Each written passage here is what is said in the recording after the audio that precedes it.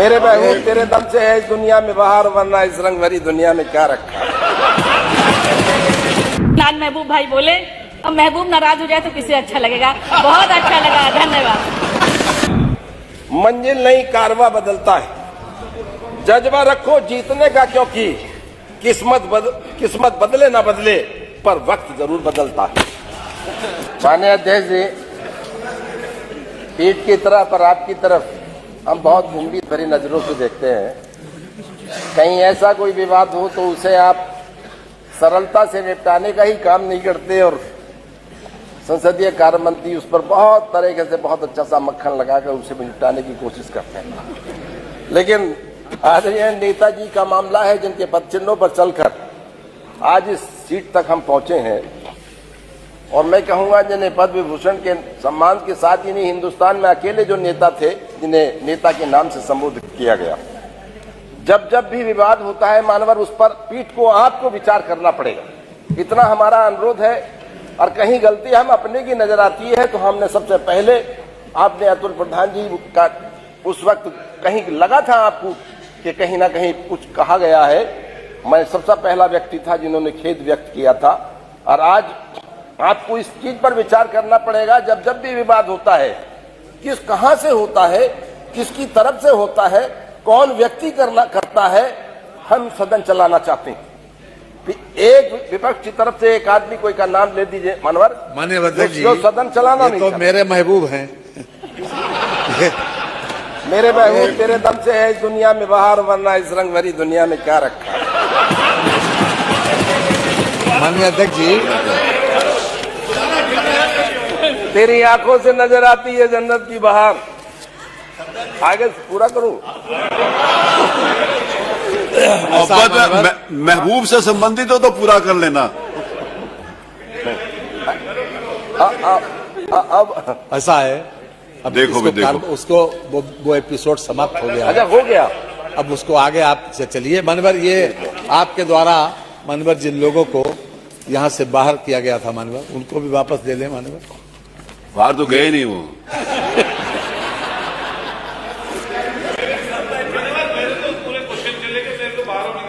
आप इतने दयालु हैं, बाहर किसी को भेजते नहीं, लेकिन यहाँ कोई लिस्ट बना रहा था, उसका प्लान कुछ ऐसा ही था, लेकिन मैं संसदीय कार्य मंत्री नहीं, वो लिस्ट बना रहे थे कि जिनको जिनको कहा है कि वो लोग अपनी सीट पे बैठे।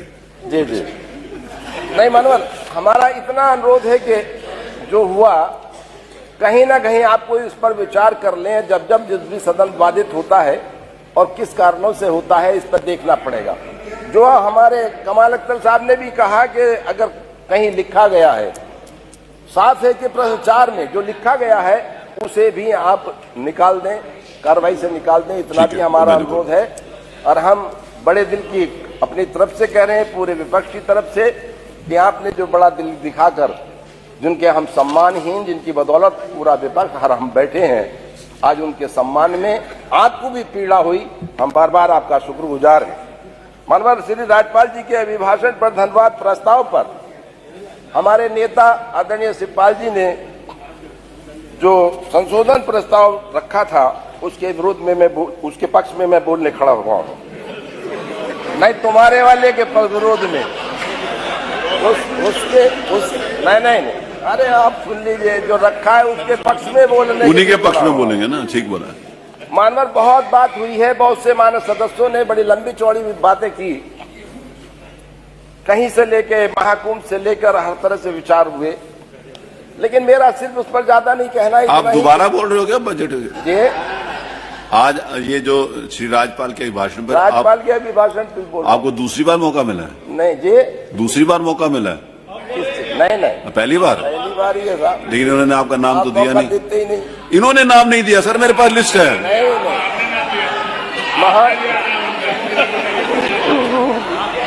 मैंने दिया, इन्होंने नहीं दिया।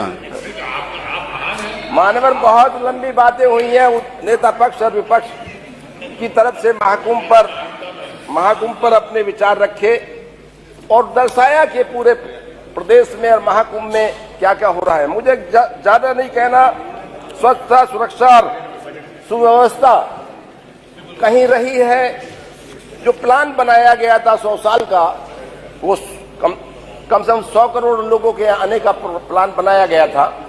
लेकिन आज की तारीख में भी 56 करोड़ लोग आए।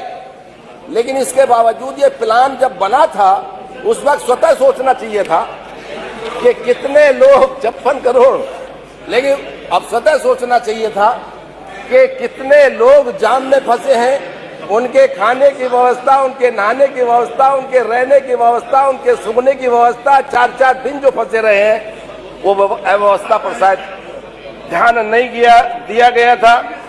बहुत लंबी बातें होती हैं डिफेंस इंडस्ट्रियल कॉरिडोर से संबंधित, उसमें मुझे ज्यादा नहीं कहना कि, लेकिन आपका जिला भी उसमें है। लगातार कहा गया है कि हाँ हम, और मेरे ख्याल से तो कई बार उस पर विचार हुए हैं। आपका कानपुर भी है, अलीगढ़ भी है, बहुत से ऐसे हैं कि हाँ वहां हम उसमें काम कर रहे हैं, 9,000 करोड़ रुपए लगाए। लेकिन आज तक ऐसा कहीं नहीं हुआ कि हाँ संभावित तो है लेकिन लगा है या उनसे कोई रोजगार मिला है।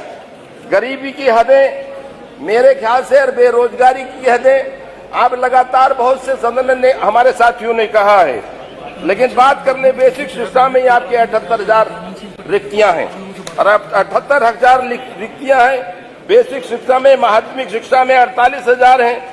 20 लाख से अधिक बीटीसी सदस्य बैठे हैं, बीटीसी करे हुए लोग बैठे हैं, और 15 लाख से अधिक आपके बीएड करे हुए लोग बैठे हैं।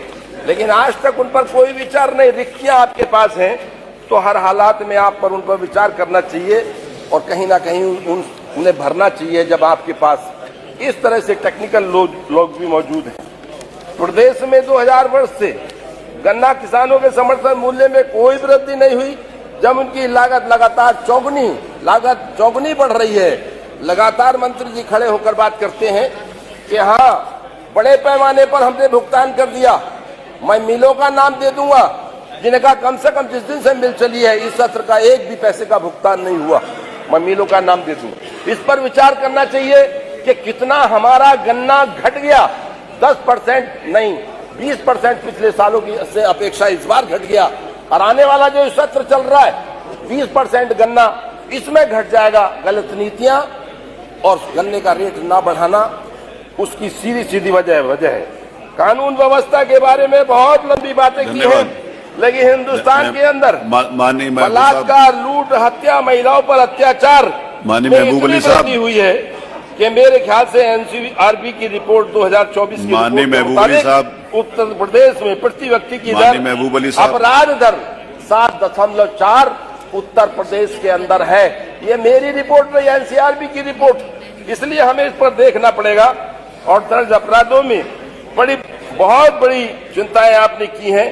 दिल्ली में अपराध भी कम है आपके यहाँ। धन्यवाद। और मैं कहूँ साहब 5 मिनट आपको ज्यादा अब इतना मौका तो दे दिया ना नहीं मैं थोड़ा मैं अनुरोध कर रहा हूँ आपसे। बोलिए। एनसीआरबी के आंकड़ों के आधार पर प्रदेश में मेरे ख्याल से अराजकता का माहौल है, और छेड़छाड़, लूट जैसी, बलात्कार जैसी घटनाएं प्रतिदिन बढ़ रही हैं। प्रदेश की अर्थव्यवस्था की बात है, वन डिस्ट्रिक्ट वन प्रोजेक्ट की बात है। वन डिस्ट्रिक्ट वन प्रोजेक्ट में आप बताइए किस जनपद के अंदर, मेरे यहाँ भी ऐसा नहीं है।